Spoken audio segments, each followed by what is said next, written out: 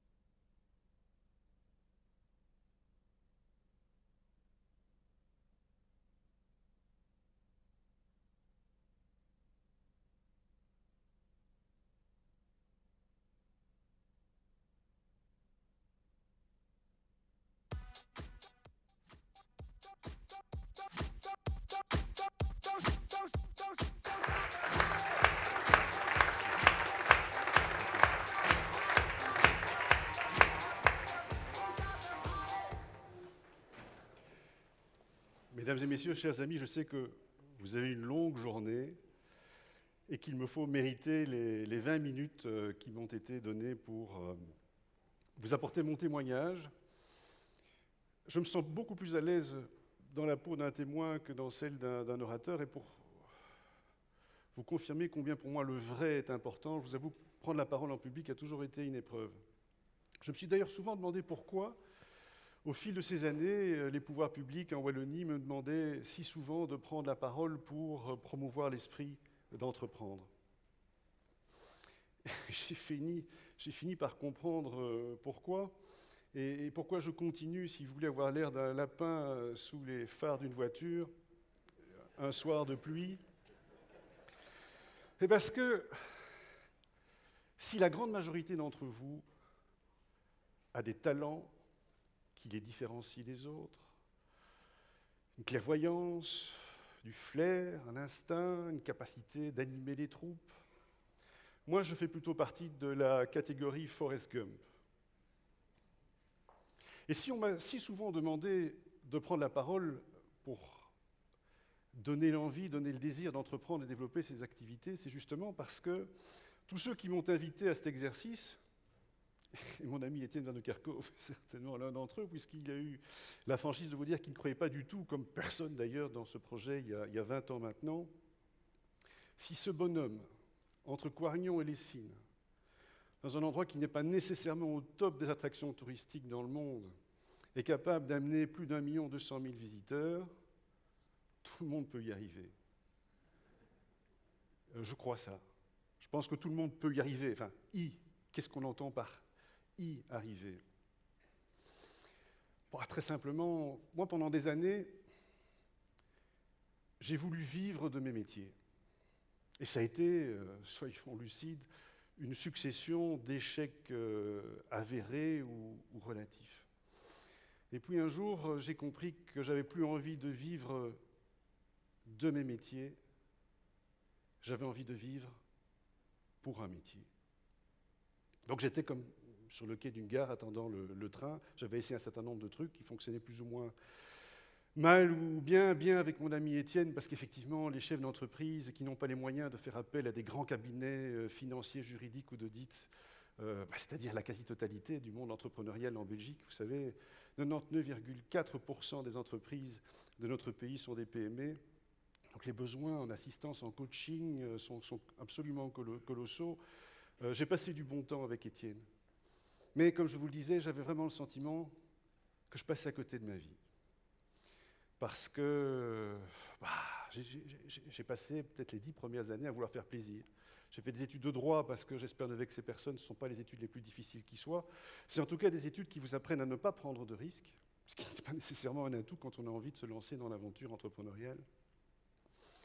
Et puis un jour, j'ai eu peut-être cet éclair de lucidité, je me suis rendu compte que mon petit passage sur la Terre était vraiment en deçà de mes espérances. Et quand vous êtes en attente de quelque chose, tôt ou tard, le train s'arrête devant votre quai. Le train, c'était le beau-père de ma secrétaire à l'époque, qui est un ancien forain, qui est le monsieur qui a créé le parc Walibi en 1975. Pierre Goulet m'a dit, voilà, il y a une ancienne abbaye cistercienne, l'abbaye de Cambron, quelque part entre Mons et Ath, qui est à vendre. Pourquoi ne pas en faire un parc d'attractions avec des oiseaux? Heureusement, ce monsieur s'est très vite découragé, sans quoi nos voliers ressembleraient à des attractions mécaniques. Et j'ai visité ce jardin, cette vieille abbaye qui était un peu comme le jardin couvert de ronces de la Belle au bois dormant. C'est un endroit, quand on a un petit peu d'imagination, qu'on aime les contes et légendes, qu'on aime la nature, avec des souterrains, des ruines, une rivière qui serpente la propriété et qui alimente des vieux étangs, des arbres absolument extraordinaires qui rougeoyaient. Nous étions à l'époque, à la fin de l'automne, c'était vraiment un moment magique. Et là, j'ai eu ce qu'on appelle le coup de foudre. Et en l'espace de quelques semaines, j'ai changé de vie. Et je me suis dit que finalement, ça valait la peine de se planter, en plantant des arbres, des roses, en accueillant des animaux. Et je voudrais insister là-dessus. Je n'avais aucune qualité spécifique, aucun don, aucun atout. Je ne dis pas ça par fausse modestie, je dis ça parce que je pense qu'il est important de dire la vérité et de donner un courage à celles et ceux qui ne se croient pas capables d'accomplir ce qu'ils ont envie de faire réellement. Et donc, j'ai bâti un plan financier qui était une imposture totale. Mais j'avais au moins, si vous voulez, l'excuse, la circonstance évidente que j'y croyais, dur comme fer. Et forcément, vous savez, je crois qu'il y a un jour, il faudrait que quelqu'un écrive un livre qui soit l'éloge de l'ignorance. J'ai créé Paradisio parce que je ne savais pas. Je ne savais pas qu'il fallait beaucoup plus de capitaux pour réussir un projet pareil. Je ne savais pas que tous les chiffres de fréquentation que j'avais glanés par-ci et par-là étaient complètement faux, parce que les attractions touristiques trichent sur leur fréquentation, parce que souvent elles sont publiques et donc elles ont besoin de subsides, et que par définition, je dirais, la fréquentation est un des éléments qui entre en considération. Mais bon, j'ai tout laissé tomber pour me lancer dans cette aventure. Pourquoi? Parce que j'avais envie de créer le jardin que j'aurais aimé tellement visiter quand j'étais un enfant, tout simplement.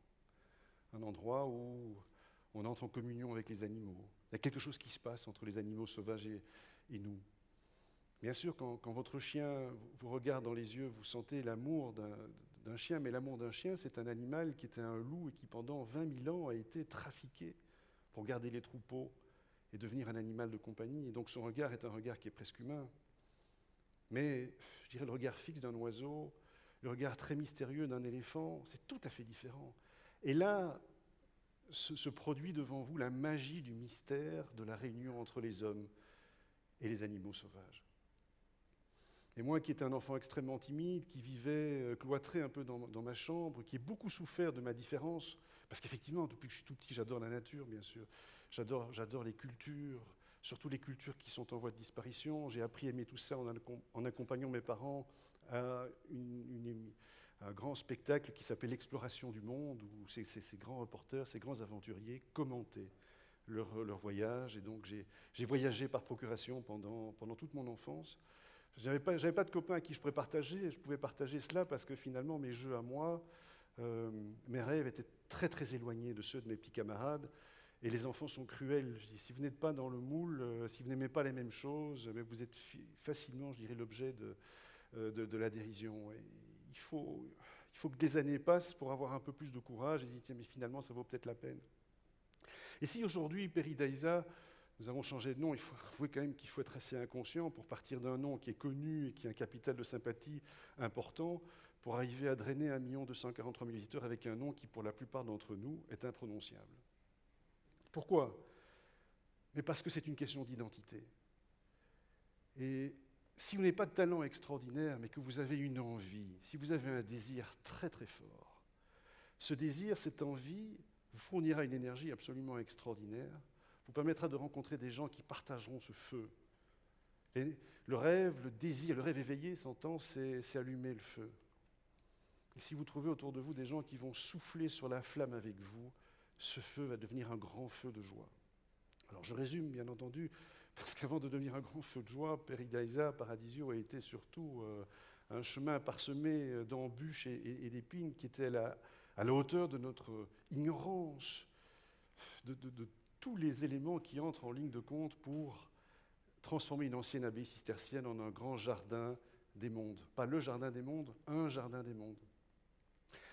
Alors, comment ça fonctionne? En fait, c'est très simple. Je vous dis, c'est mon métier, c'est hyper simple. Je commence par avoir envie de greffer un morceau de paysage. J'ai eu le bonheur de voyager beaucoup ces dernières années.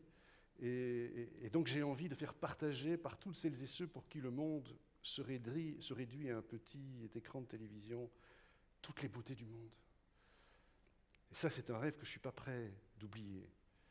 Je l'ai tous les matins quand je me réveille et que j'écoute la radio et que j'entends toutes les saloperies dont nous, les hommes, sommes capables. Et je me dis, c'est quand même utile le boulot que je fais, qui est de montrer ce que les hommes font de bien, par la poésie, l'architecture, la peinture, l'art du jardin, la solidarité pour des personnes qui vivent à des milliers de kilomètres, toute autre chose qui nous différencie des autres animaux présents sur la Terre.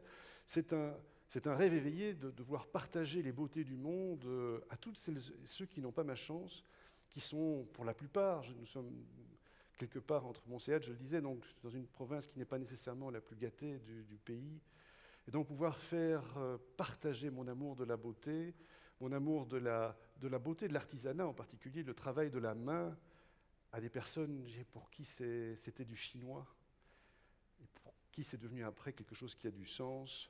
Ça me donne une énergie extraordinaire, et toutes celles et ceux qui partagent cette aventure avec moi ont cette énergie et renforcent par leur talent mes propres infirmités. Et donc ce rêve m'habite le matin, me poursuit pendant la journée, et je me couche avec lui chaque soir, et je sais que mes rêves la nuit fécondent d'autres projets. Je vous disais que c'est facile mon métier. Mais oui, je pense à un territoire qui est passionnant parce qu'il a 3 aspects. Il y a des animaux étonnants, parfois magnifiques, parfois très vilains, peu importe, c'est une question de point de vue, mais en tout cas intéressant. Il y a des arbres, il y a des plantes stupéfiantes sur ces territoires, et puis il y a d'autres hommes que nous, qui ont un autre regard sur la nature. Nous, nos ancêtres, ils sont nés dans le désert. Il y avait le sable, enfin, nos ancêtres, je pense que l'immense majorité d'entre nous, nos ancêtres, ils sont nés quelque part en Mésopotamie, le long du croissant fertile. Et donc, pour nos lointains ancêtres, le rapport à la nature, le rapport au sacré, c'était du sable et le ciel. Mais pour celles et ceux qui n'ont pas vécu là, mais qui sont nés dans la forêt tropicale, par exemple, le monde est tout à fait différent. Et donc, ce que je recherche, ce sont des territoires où d'autres hommes que nous ont un autre rapport à la nature qu'ils expriment par ce désir de beauté, par l'architecture en particulier, par l'art des jardins aussi. Et donc ces quelques mois de travail en bibliothèque, c'est vachement plus amusant, je dirais, de passer des mois en bibliothèque à lire autre chose que des bouquins de droit, surtout quand ce sont des domaines qui vous intéressent. Et puis c'est organiser le voyage avec celui qui a rêvé ce jardin avec moi, qui est un grand scientifique allemand qui a été le directeur zoologique du plus grand jardin ornithologique au monde il y a assez longtemps, qui en avait marre d'avoir un patron un peu nazi qui voulait mettre les animaux les uns à côté des autres, et qui avait aussi ce besoin de partager, ce monde de beauté qui est partout, pour autant que notre regard, évidemment, soit légèrement entraîné à capter cette beauté. Et donc nous partons à l'aventure, nous cherchons un artisan. Et une fois qu'on a trouvé un artisan, on trouve tous les autres, parce que ces gens partagent, je dirais, la même passion. Et le talent réunit les hommes.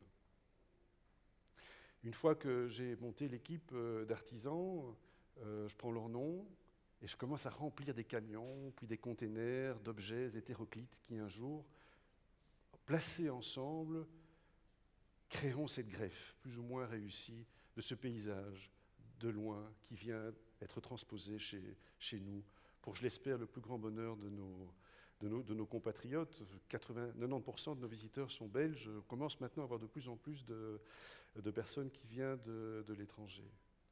Je puis vous dire, mesdames et messieurs, que le goût de la beauté, ça marche. Tout le monde y est sensible. Une petite anecdote pour illustrer ce que j'essaie de dire ici. J'ai eu 2 conseils d'administration dans les 20 ans de Pairie d'Aïsa qui ont été particulièrement difficiles. Le premier conseil d'administration, c'est lorsque j'ai rêvé de créer ce grand jardin chinois Il existe à peu près 200, 250 personnes qui sont capables de restaurer et a fortiori de construire les jardins les plus extraordinaires qui soient, parce que c'était des jardins qui n'étaient pas là pour être beaux, c'était des jardins qui étaient là pour détruire le stress des hauts fonctionnaires chinois, ces hommes qu'on appelle les mandarins, qui ont passé tous les concours, qui ont travaillé à la cour du fils du ciel, de l'empereur, qui étaient très très riches, mais qui risquaient de voir leur tête tomber par terre pour une parole de trop, ou pour une affaire mal gérée. Et donc ces jardins étaient, si vous voulez, des réceptacles de milliers d'années de sagesse pour atteindre la sérénité lorsqu'on est dans une situation de stress.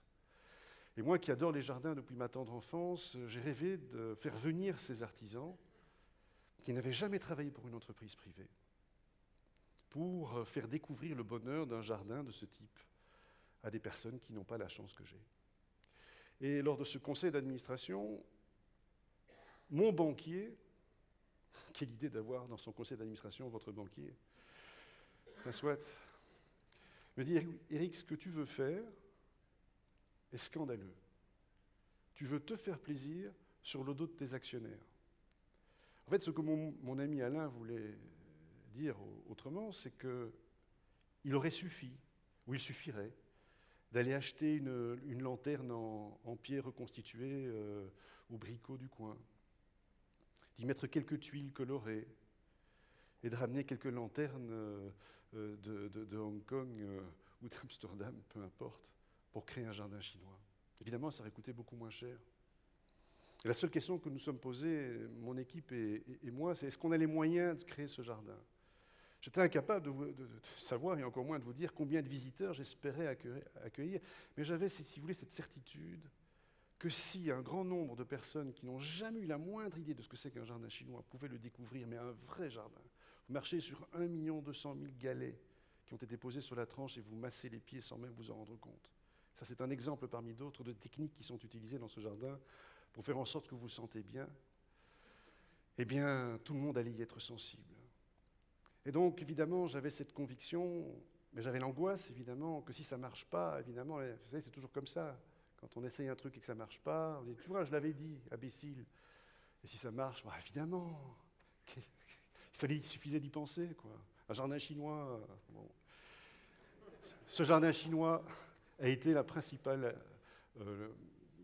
fleuron, la principale attraction, j'aime pas le mot attraction, sauf si on le prend dans la signification originelle du mot qui attire, pas qui étourdit, non, qui sensibilise, qui attire, qui charme, qui envoûte.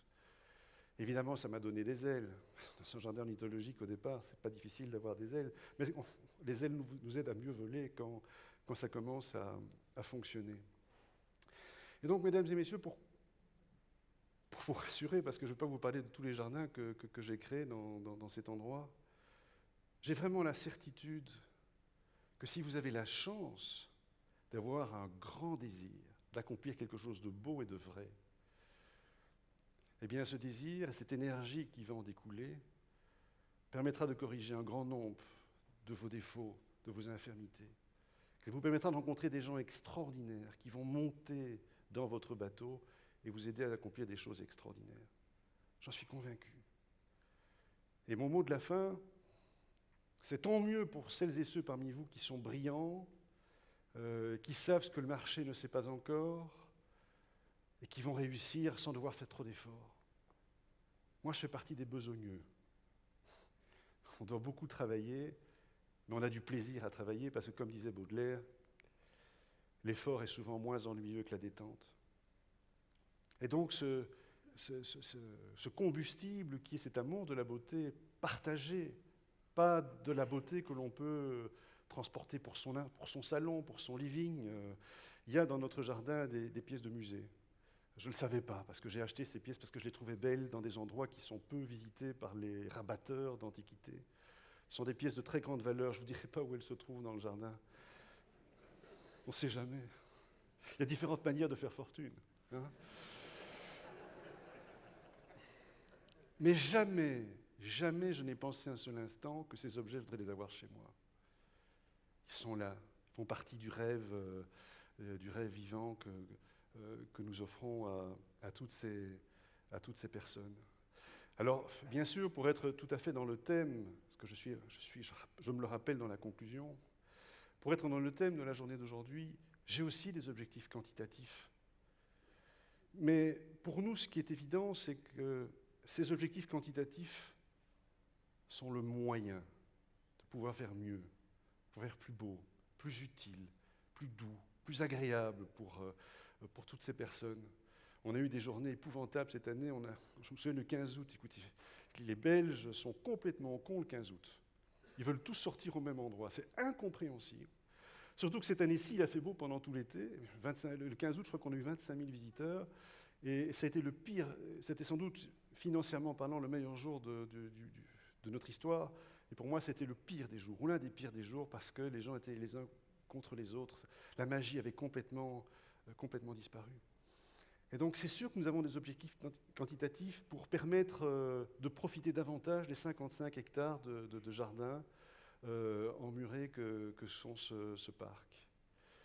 Et la dernière conclusion, dernière partie de conclusion que je voulais partager avec vous, c'est en substance, parce que je n'ai pas une très bonne mémoire, c'est quelques mots que le poète Khalil Gibran a consacrés à la beauté. Et ces mots m'inspirent tous les jours. Suis la beauté, même si elle te conduit au bord du précipice.